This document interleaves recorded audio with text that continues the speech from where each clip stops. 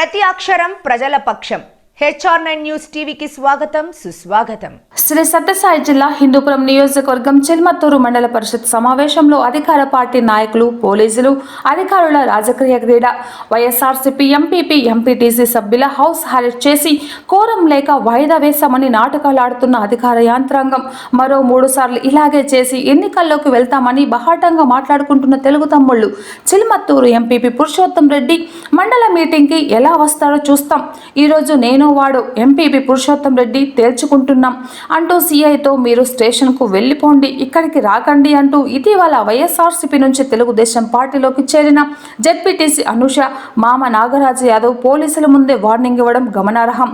ఇంత జరుగుతున్న పోలీసులు ప్రేక్షక పాత్ర వహిస్తూ వైఎస్ఆర్సీపీ ఎంపీటీసీలతో పాటు ఎంపీపీని హౌస్ అరెస్ట్ చేయడం విడ్డూరం.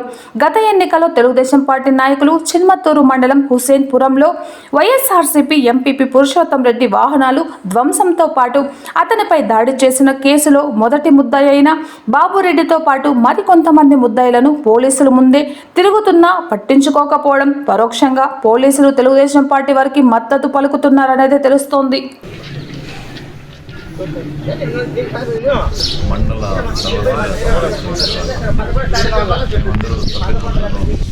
సర్వసభ్య సమావేశానికి బయలుదేరి వెళ్తుంటే అక్కడ కొంతమంది తెలుగుదేశం పార్టీకి సంబంధించిన నాయకులు, కార్యకర్తలు, కొంతమంది గుండాలు సర్వసభ్య సమావేశం మెసేజ్ పెట్టారు.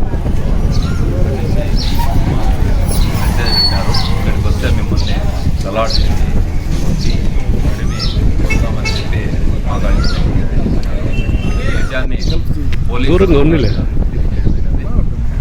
వాళ్ళతో కూడా వాళ్ళు మాట్లాడేటప్పుడు వాళ్ళు వస్తే వాళ్ళంతా చూస్తామని అంటున్నారు. అందులో ఎలక్షన్ రోజు జరిగిన గొడవల్లో దాదాపు A1 ముద్దాయి నుంచి 7-8 మంది ముద్దాయిలు అక్కడే ఉంటే కూడాను వాళ్ళకి ఎటువంటి బెయిలు రాలేదు ఇంతవరకు.